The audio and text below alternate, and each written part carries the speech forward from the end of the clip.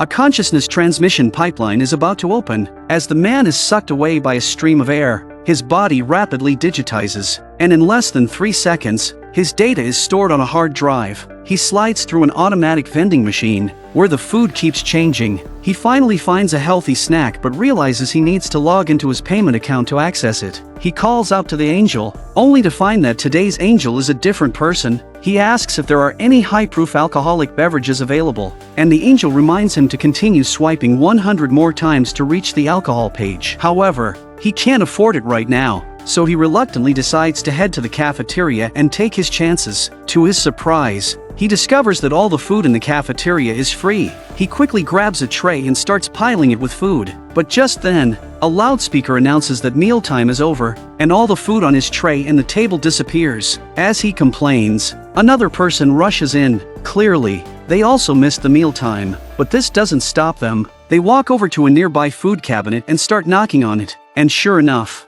a piece of bread appears. Nathan, feeling intrigued, imitates the action and gets food too. He doesn't understand why even the dead still feel hungry. The first batch of users in the artificial paradise didn't need to eat or sleep, and they didn't even have bodies. However, all these users went insane within a week. Hearing this, Nathan suddenly feels a bit lucky. Before his death, he was a senior programmer. He had noticed a large truck stopped ahead while riding in an autonomous vehicle. The AI mistakenly thought the road ahead was clear. As the vehicle approached the truck, he quickly switched to manual control, but even that malfunctioned.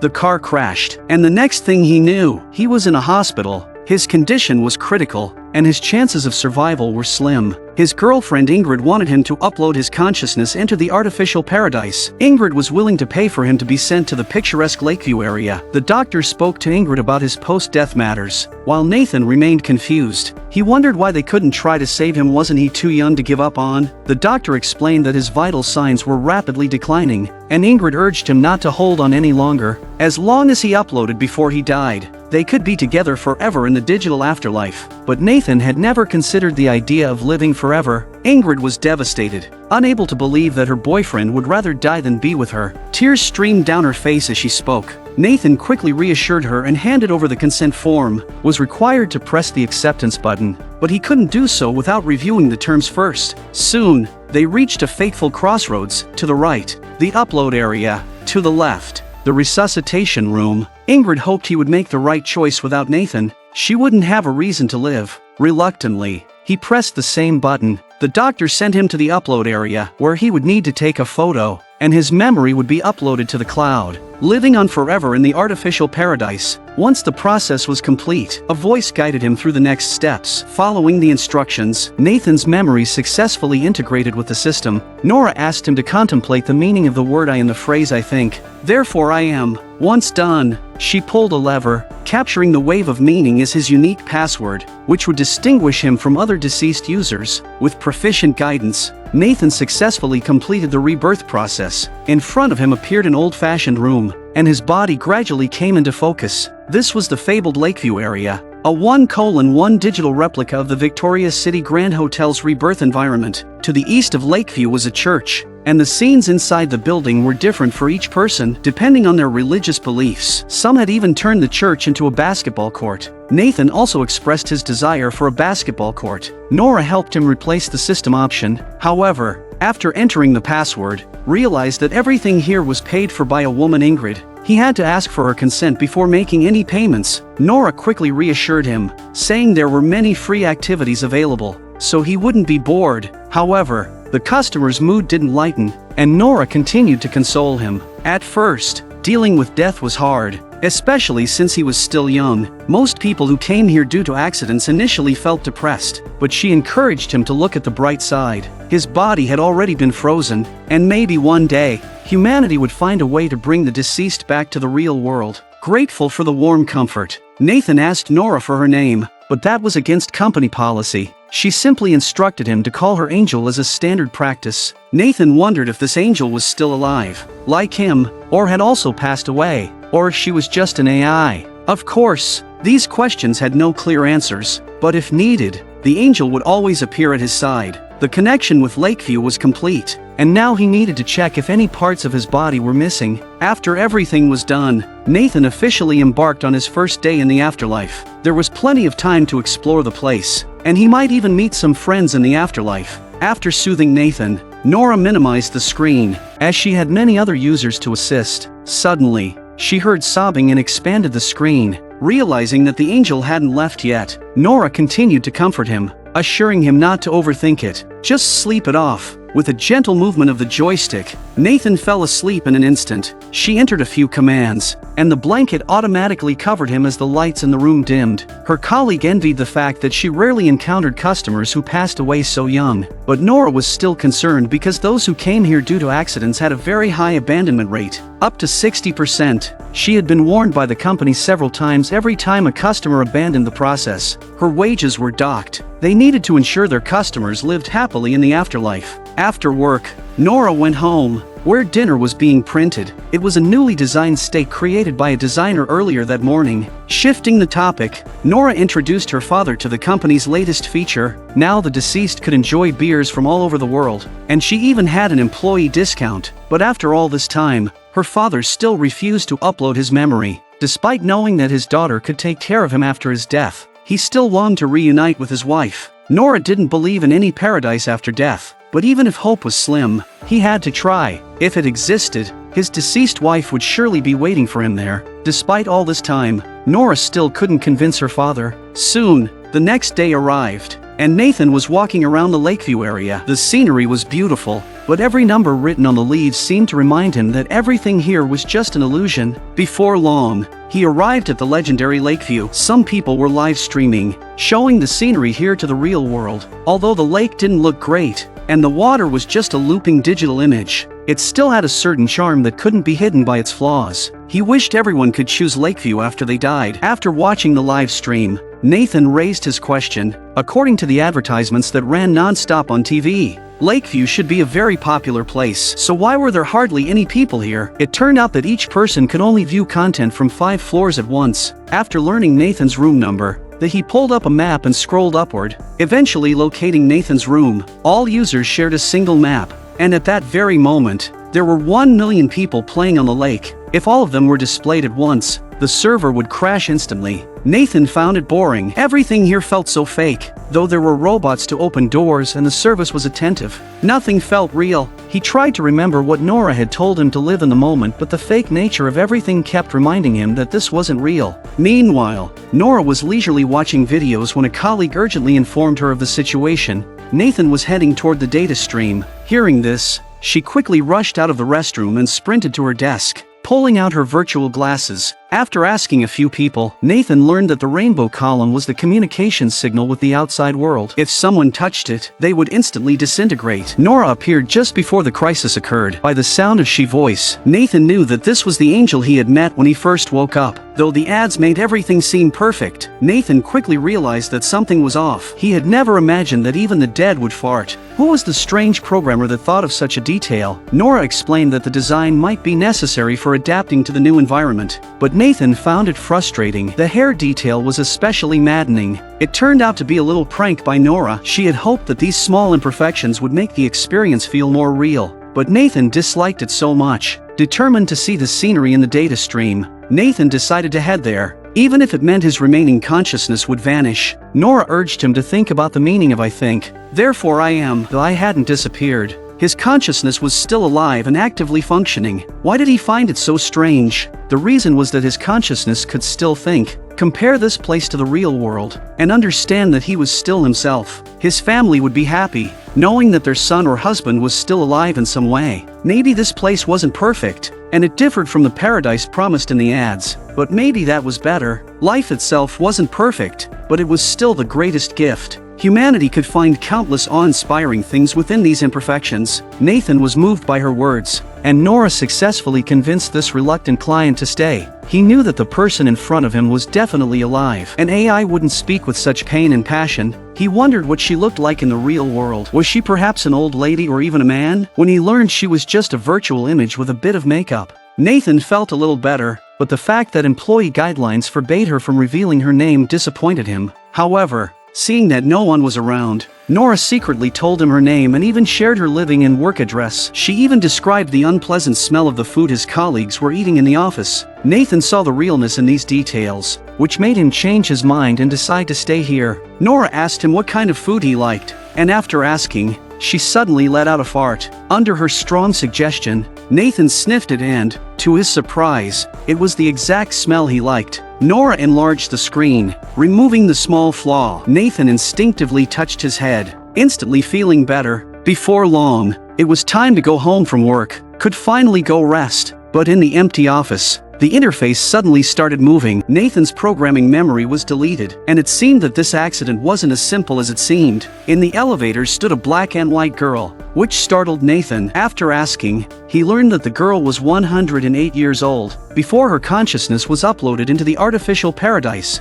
she had chosen a younger photo of herself as her avatar to avoid being stuck with an old lady's face for eternity. But the surprises of the artificial paradise didn't stop there. Nathan would soon learn that even in death, there were still social classes. Before entering his bedroom, Nathan suddenly realized that the elderly person across the hall looked very familiar, possibly a celebrity. In fact, the elderly man had been a business tycoon during his life. Nathan hadn't expected such a wealthy person to live right across from him. The old man explained that his living space covered 50,000 square meters, but the artificial paradise had designed each room to be different in size for convenience. It was only after pushing the door that Nathan understood the meaning of the words. Behind the small door was an endless prairie. There were both rich and poor souls here. Nathan followed the angel to the rumored 2G layer, the lowest level of the artificial paradise. The deceased whose consciousness was uploaded to the cloud but who couldn't afford much, were limited to only 2 gigabytes of data flow per month. The rooms they lived in were minimalistic with black and white lines, designed to avoid consuming too much data.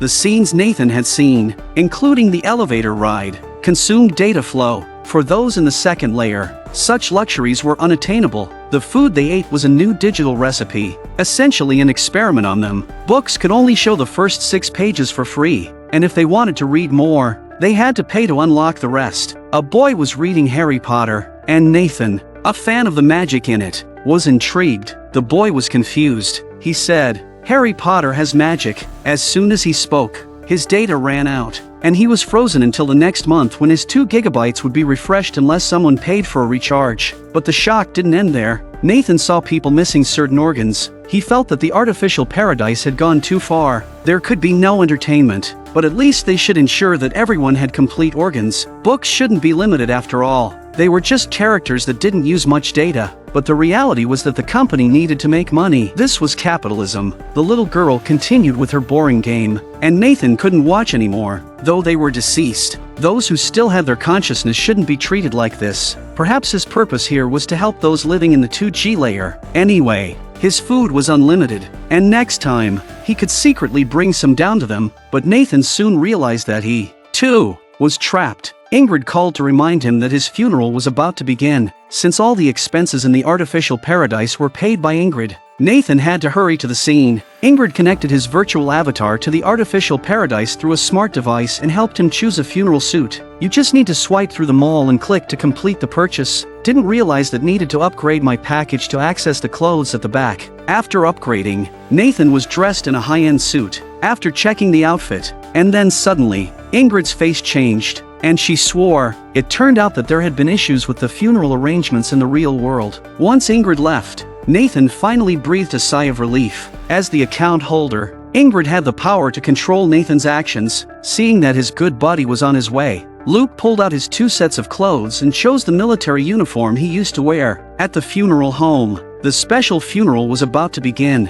Nathan's friends and family had been invited, including his old buddies. The buddies said that once Ingrid got over her grief, she could choose something better. While looking at their old photo together, the friend took the opportunity to hold Ingrid in his arms. Ingrid immediately turned and left. Nathan arrived at the funeral home, and Luke finally caught up. While they were chatting, the AI tried to open the door but was blocked by a verification code. The AI couldn't figure out which image was of a cat. After some pleading, Nathan agreed to let him attend the funeral, and he gave the door a little tap on the way out. The AI was stunned. It turned out that this image was the correct one. The black and white girl was also there, expressing her condolences for Nathan's sudden death. he could only express his gratitude to the 108-year-old girl with a kiss. Luke's attitude was quite different. He seemed clearly attracted to the elegant lady. After learning her age, Luke wasn't put off at all. In fact, he found her even more captivating. As they swiped the screen, the real-world funeral scene appeared. When the guest of honor appeared, the family members turned their eyes to the big screen. They wanted to kiss passionately but suddenly realized they were from two different worlds. Ingrid's parents had also joined the consciousness upload program, and after their deaths, they would enter the Lakeview area as well. They had bought the unlimited data package, so they wanted to come early to see how Ingrid's husband was living. The brother who were still alive rushed forward, and the two of them greeted each other as they usually did. Although they were now separated by two worlds, it did not affect their brotherly relationship in the slightest. His mother appeared as well, and seeing her son still alive in another way made the family very happy. The sponsor of the funeral, the Artificial Paradise Company, began to speak, introducing Nathan, who had been uploaded. After a solemn eulogy, the speaker expressed hope that everyone would choose the artificial paradise after death. Nathan's phone suddenly received a text message. It was a teasing joke from his niece. It seemed only innocent children could bring pure joy. After the speech, people continued to chat at the funeral. Someone suddenly pressed a remote to switch the content to a football game.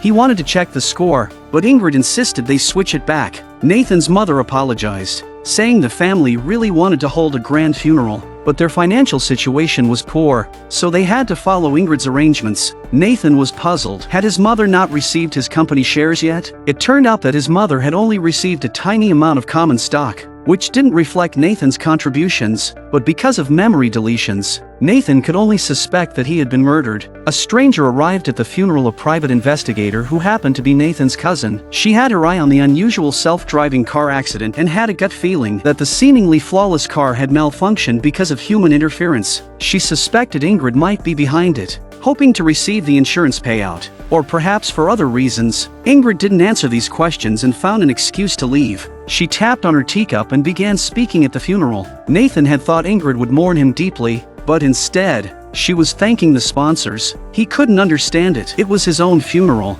but he felt like an outsider, just watching silently. He called Ingrid over, express a wish to speak. He tapped his glass again, and everyone's attention turned towards him. He wanted to ask if any of his friends or family would like to share their thoughts on his life while he was still alive. However, after going around the room, the atmosphere became awkward. No one seemed willing to speak. When he called out to his former brothers by name, he realized that most of them weren't even present. The only one who showed up left early, to lighten the mood. I want to ask about the remote scene in New York. He recognized several of his ex-girlfriends at first glance, and even discovered a surprise. The staff member he met in Artificial Paradise was also there. Ingrid swiped away the screen, refusing to let him see any of his exes. It would make her feel too awkward. Was it because the funeral arrangements were lacking? Clearly, Nathan was already full of resentment. Not only could he not design his own funeral the way he wanted, but even Ingrid's speech had never once mentioned his name. He thought to himself, if the funeral was this bad, I wouldn't even be here playing the clown. Ingrid was hurt by these words. Opening the management interface, Nathan noticed that all his expenses had been paid by Ingrid. The payment records made Nathan feel ashamed. If she was this upset, why not just delete him from the system? To his surprise, Ingrid actually opened the option to delete him. With just a swipe, Nathan would vanish from this world forever. His brother had made it clear, after the funeral, he could go back home with him. Seeing that the funeral was about to turn into a farce, Nathan had no choice but to give in first. Only then did Ingrid close the delete page, and the funeral moved towards its conclusion. Nathan was surprised when his cousin arrived. She was investigating the cause of his death and believed the car's system had been tampered with, which led to the accident. However, Nathan's key memories had been erased, so he couldn't provide any valuable information. Once all the family and friends had left, Ingrid remarked that what she'd said earlier was just out of anger, and she hoped he understood. Nathan naturally agreed, praising the funeral as the best he'd ever had. Before long, Ingrid had gone to get her hair done with some friends, and Nathan had no choice but to slide through the screen and quietly leave. A consciousness transmission pipeline was about to open. As the man was pulled into a stream of air, his body quickly turned into data, and within 3 seconds, he was stored onto a hard drive. The salesperson suggested she buy a safe. Considering the hard drive contained her biological son, the small plastic box would cost her $500. The salesperson was only doing his job, though he also felt the safe was unnecessary. He took the hard drive to a small company, Since her son's death, Ingrid had been paying all the expenses for his existence in the artificial paradise, and this made her feel humiliated, which is why she wanted to transfer him to a cheaper artificial paradise. The office was simple, and the equipment was old, but this was the only price the family could afford. When the company boss heard about the previous paradise her son had lived in, he was surprised. He never thought anyone would move from the wealthy district to this place. The boss recommended she buy a safe,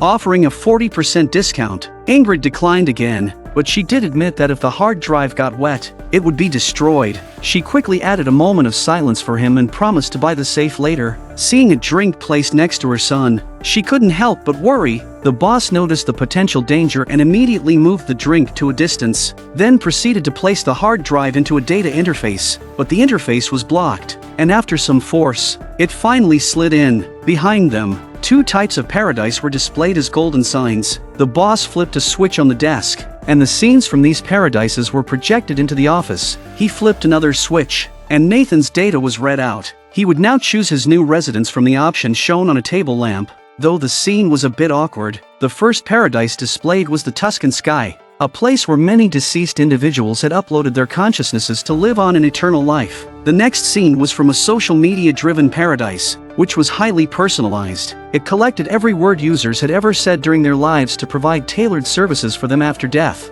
Nathan found it off-putting and wanted to skip to the next one. There was only one option left. This paradise replicated the Animal Kingdom 1:1, where clients could wander through vast grasslands and maybe even catch a wild pet. Nathan found it too desolate. His mother apologized for her son's unreasonable behavior, but the boss understood. Few customers liked living in the Animal Kingdom, but if they signed a 100-year contract, the company would offer a 10% discount. Ingrid was intrigued by this near-free price. Nathan never imagined he'd be worth so little. Just as they were discussing, the doorbell rang at Ingrid's home. Nora, the former client manager from the previous paradise, had come to investigate. She wanted to know what kind of paradise could make someone move from a wealthy area to a cheaper one. To her surprise, Ingrid didn't know anything about Nathan changing his paradise. She immediately called her mother to get the full story, and the two of them boarded an autonomous car to head to the travel agency. She was puzzled why would a client manager come all the way to do fieldwork over something so trivial. In fact,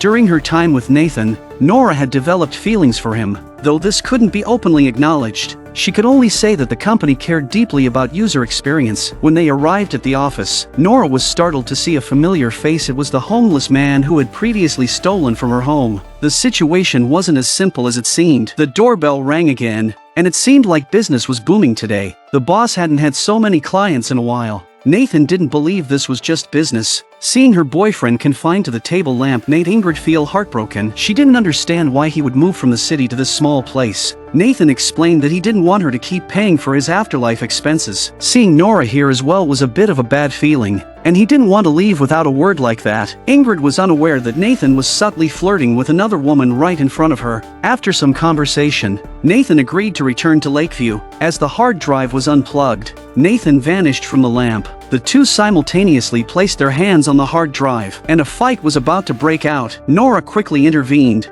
handing Nathan over to Ingrid, following the principle that whoever paid would own him. Outside, light rain fell. Ingrid's mother reminded her to be careful, but in the blink of an eye, the hard drive was stolen. Ingrid was terrified and chased after the thief with all her might. Many residents walking by noticed the disturbance and seemed ready to help. The thief quickly threw the hard drive into the water.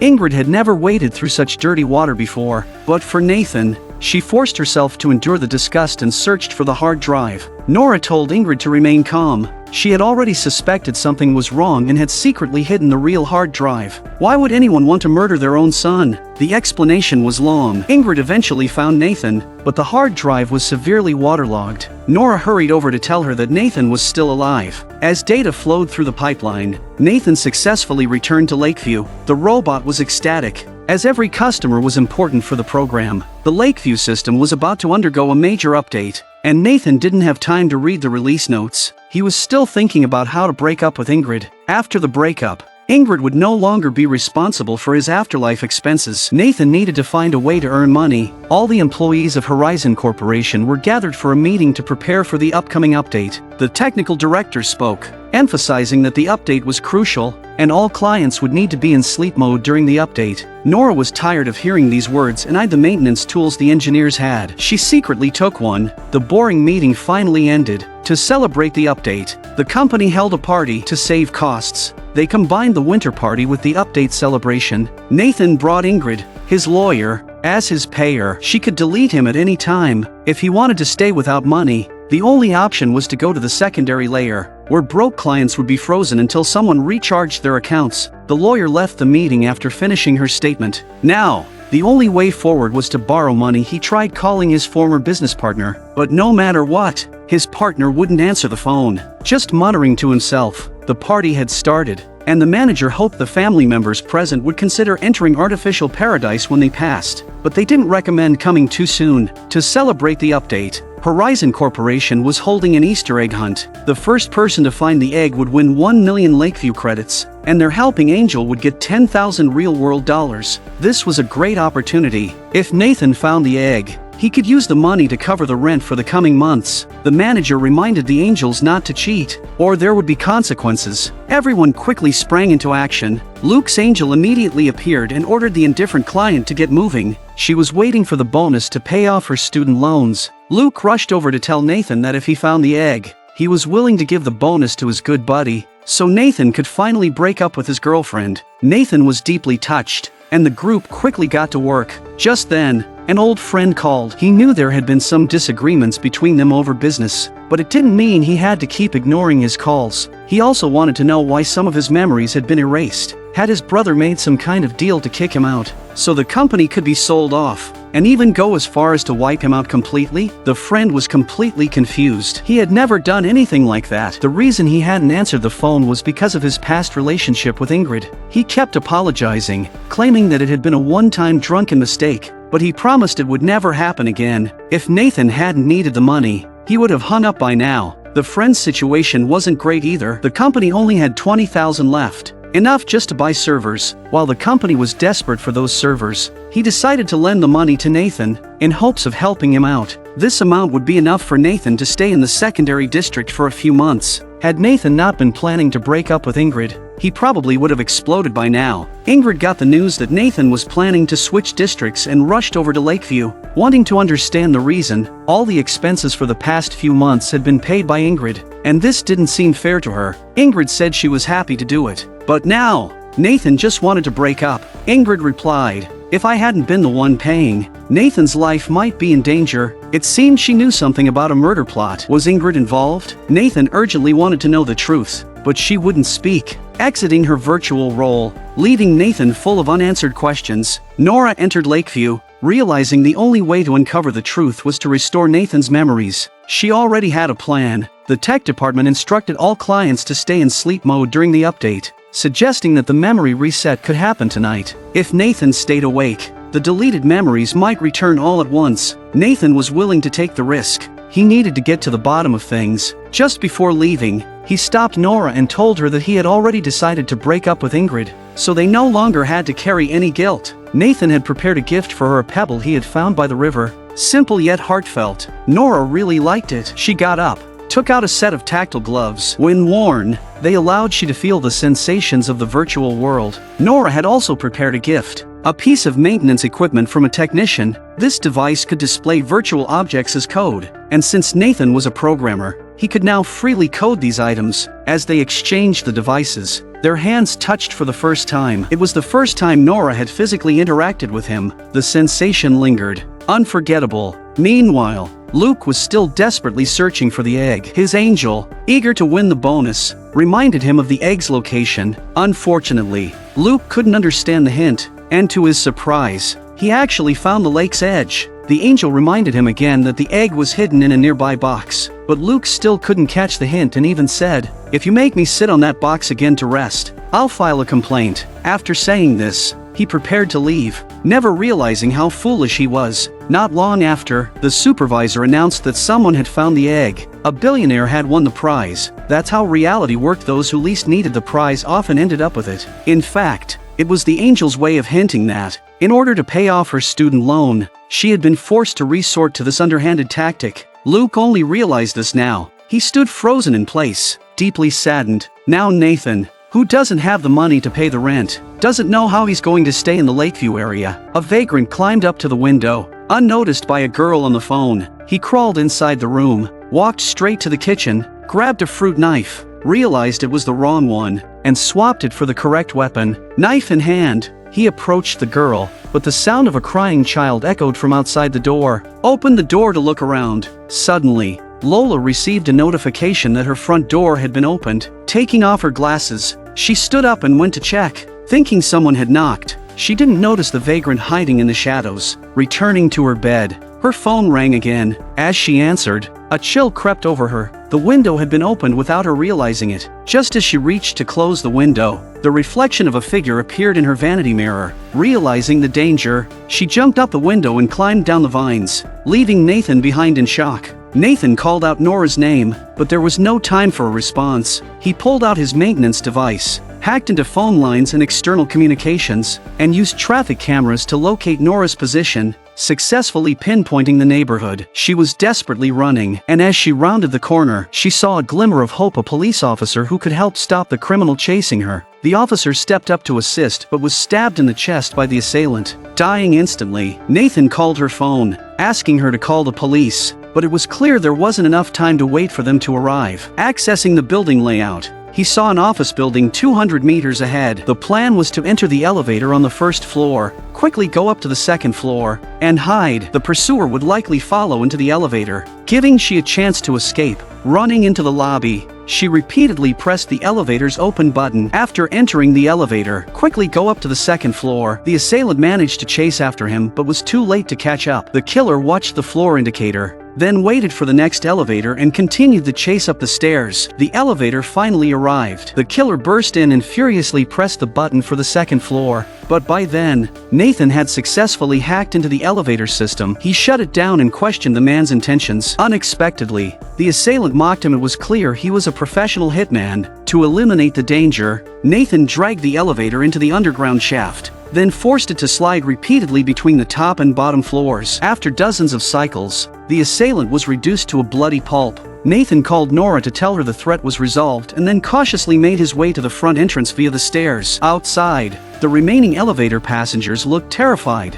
with one person even fainting on the spot. Though the immediate danger had passed, Nathan knew this wasn't over. Someone had tried to kill him and had also deleted parts of his uploaded cloud memory. Thankfully, during a system update in the virtual paradise, Nora had helped Nathan recover his memories. Now her life is in danger. Nora followed her father's advice to hide in an entirely offline, remote area. Nathan couldn't pay his rent, and his remaining data in the artificial paradise was almost depleted. Now, he couldn't even speak or think, because once his data ran out, he would immediately freeze. But for a final farewell before the inevitable, he made a phone call. With so little data left, he didn't dare say a complete sentence. He could only force out faint sounds to show he was listening. Nora was waiting for a response. Despite the dangerous situation, if their relationship could finally be confirmed, she was willing to take the risk and stay. She said those 3 words first, hoping to hear something back from him. But Nathan froze, his data running out at that very moment, leaving only a single tear rolling down his cheek. There was no more time to wait. Nora packed her bags and left the house. At Nathan's door, someone else was waiting, Ingrid, his ex-girlfriend. Unwilling to let go, she still loved him deeply, even if all that remained of him was a consciousness in the cloud. She paid for his data to recharge. Nathan was about to call back and respond to Nora's confession, but Ingrid's actions left him unable to say a word. To reunite with her boyfriend, Ingrid made the ultimate choice. She ended her life and uploaded her consciousness to the cloud. The news was too much for Nathan. The sheer data volume instantly depleted his remaining data again, freezing him once more, leaving Ingrid in confusion. 2 weeks later, after Ingrid completed the necessary processes, she brought Nathan back to the unlimited data tier. Just waking up, Nathan was still thinking about calling Nora back, but from his coworkers, he learned that Nora had been missing for over half a month. Fearing she might have been targeted by a killer, Nathan made endless calls to her in deserted places, but the other end of the line remained silent. He retreated to a secluded cabin in the woods, where no one would notice him. Using maintenance equipment, He pulled up the control panel and connected to the real world's network to search for the last place Nora had appeared. All the social media platforms showed she had last been seen 20 days ago at a friend's house, and then she vanished without a trace. Over the course of a month, Nathan tried every possible method to search for her. Finally, on this day, he decided to give up. Perhaps Nora had already found a new home in a new city. He shouldn't disturb her life anymore. Since Ingrid was willing to sacrifice her life to be with him, Nathan was moved by her actions. Even though he no longer felt the way he used to, he decided to reunite with Ingrid. What Nathan didn't know was that during this time, Nora had joined an anti-tech camp. On a rare trip outside, she found a computer and decided to contact him. She connected to the artificial paradise, using the avatar of a small cat to enter, but just as she arrived, she witnessed Nathan and Ingrid sharing a kiss. Perhaps it was all in her head, and she had only been fooling herself. Maybe Nathan had already moved on. What Nathan also didn't know was that Ingrid hadn't actually died. She was simply acting, wearing a sensory suit in a desperate attempt to win back his love. Nathan later called again and left a farewell message in Nora's voicemail, bringing closure to their once beautiful relationship. Life, however, didn't stop moving forward. His mother, who is still alive, has no relatives to support her, and the dead are forbidden to work, so he has to find a way to make money in this virtual world. At lunch, he discussed money-making strategies with Luke. Suddenly, a voice came from under the table. It was a girl Nathan had met back in the 2G tier. The window was specifically designed for people from the 2G tier to look up at the lives of those above them, creating envy and encouraging living relatives to pay for upgrades. Luke brought food for the girl, but it couldn't cross the boundary. The system designers had anticipated this. Nathan found it deeply unfair people in the 2G tier had barely any data, while those above could enjoy unlimited resources. In fact, one billionaire had tasted every species of peacock ever discovered and was now complaining about repetition to the server. Nathan had an idea. He got close to the wealthy man and used his maintenance tools to open the control panel. The old man's data briefly ran out and was automatically refilled. Nathan siphoned off part of the data fee and used it to recharge the girl's data. It was enough for her to think for several nights or even finish an entire book. For the 2G tier, this was pure luxury. The act of robbing the rich to help the poor felt incredibly satisfying. Nathan and Luke decided to go all in on their new venture. Conveniently, Ingrid was struggling to keep up her act and had hired a stand-in to play herself in the virtual world. The actor overheard Nathan and Luke's conversation and eagerly joined their plan. Nathan was surprised at Ingrid's sudden understanding nature, finding it somewhat out of character, but they were short on people and welcomed the help.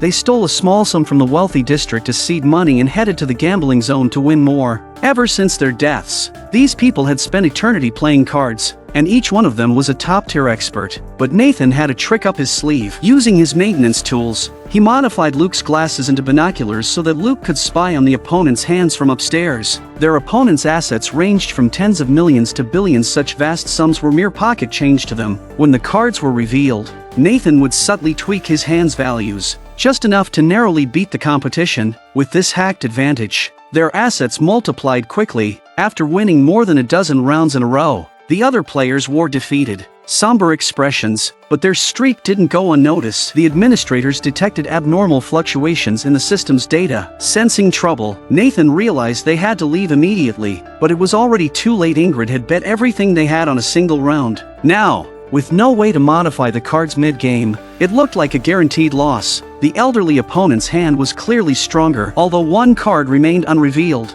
The odds of Nathan's team winning were a meager 3%. By sheer coincidence, Nora was in the maintenance office at that very moment. Noticing the situation, she swiftly intervened, altering the card values and forcing what would have been a loss into an astonishing victory. The room fell into stunned silence. No one could believe what had just happened. Nora was thrilled to help, but as she watched Nathan celebrating with Ingrid, her heart grew heavy with sadness. Now Nora has gone undercover and will help the anti-technology organization to destroy this anti-human technology company.